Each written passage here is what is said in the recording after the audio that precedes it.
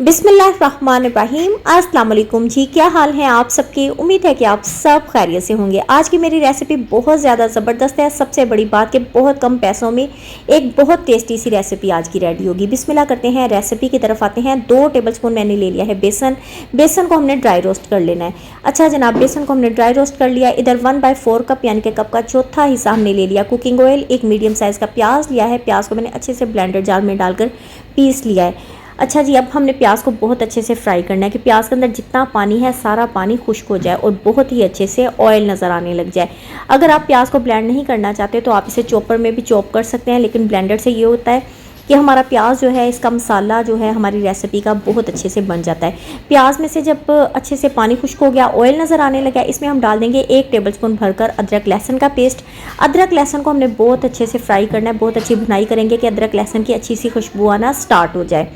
अब जनाब हम इसमें डाल देंगे 2 मीडियम साइज़ के टमाटर। टमाटरों को भी मैंने ब्लेंडर जार में डालकर पीस लिया है। टमाटर इसमें ऐड करेंगे, अच्छी सी मिक्सिंग करेंगे। इस टाइम पर अभी हमने टमाटरों का जो पानी है वो खुश्क नहीं करना है। इसमें हम स्पाइसेस ऐड करेंगे। हाफ़ टी स्पून से थोड़ी कम हम इसमें हल्दी ऐड करेंगे। 1 टीस्पून चिली फ्लेक्स ऐड करेंगे। हाफ़ टी स्पून हम नमक ऐड करेंगे। हाफ़ टी स्पून ही हम इसमें पिसी काली मिर्च ऐड करेंगे। नमक हमने अपने फ्लेवर के हिसाब से इसमें ऐड करना है। अब जनाब इसकी सारी चीज़ों की अच्छी सी मिक्सिंग कर देंगे। अब हम इसमें आलू ऐड करेंगे। आलू मैंने आधा किलो लिए हैं और इस तरह से कतलियों वाली शेप में हमने आलू की कटिंग की है। एक बात का नोटिस रखना है कि हमने आलूओं को बहुत ज़्यादा बारीक नहीं कटिंग की है, जस्ट हल्के हल्के मोटे रखे हुए हैं। अच्छा जी, हमने इसमें आलू मिक्स कर दिए।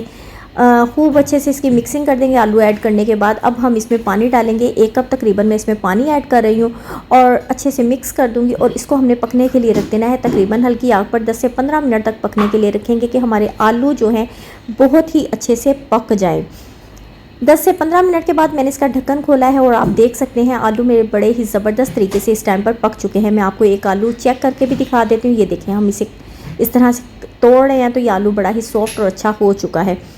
अब जनाब इसमें मज़ीद फ्लेवर बढ़ाने के लिए हम ऐड कर देंगे ये जो बेसन मैंने ड्राई रोस्ट किया था, इसके अंदर से बहुत अच्छी खुशबू आने लगी है। बेसन इसमें ऐड करेंगे, अच्छी सी मिक्सिंग करेंगे। बेसन हमारा अच्छा सा पका हुआ है, इसीलिए इसके पकने की हमने टेंशन नहीं लेनी है। बस एक बात का हमने नोटिस रखना है, जब बेसन ऐड करेंगे हमारे आलूओं के अंदर थोड़ा थोड़ा शोरबा होना चाहिए, क्योंकि बेसन के साथ वो थिक हो जाएगा, जिससे बहुत अच्छा फ्लेवर होगा। अब हमने इसकी अच्छे से मिक्सिंग कर दी। थोड़ी सी इसमें हाफ़ मैंने शिमला मिर्च ली है, वो इसमें ऐड करेंगे। फ्लेवर को मज़ीद बढ़ाने के लिए थोड़ी सी सब्ज़ मिर्च ऐड करेंगे और थोड़ा सा धनिया ऐड कर देंगे और इसके ऊपर हमने ढक्कन दे देना है। चूल्हे को बंद कर देंगे और जनाब सारी चीज़ों की जो खुशबू है हमारी रेसिपी में आलूओं में जज्ब हो चुकी है और यकीन करें बहुत टेस्टी रेसिपी है। आपने लाजमी ट्राई करनी है। मुझे कमेंट में ज़रूर बताना है आपको मेरी रेसिपी कैसी लगी। अगर आप नए हैं तो मेरे चैनल को सब्सक्राइब करें, वीडियो अच्छी लगे लाइक लाजमी किया करें और मुझे अच्छे अच्छे कमेंट्स भी लाजमी दिया करें। बहुत ज़्यादा लो बजट रेसिपी है, फैमिली फ्रेंड्स के साथ शेयर करें ताकि वो भी इस चीज़ से फ़ायदा उठाएँ। अपनी दुआओं में याद रखिएगा। इसके साथ ही इजाज़त दें। अल्लाह हाफिज़।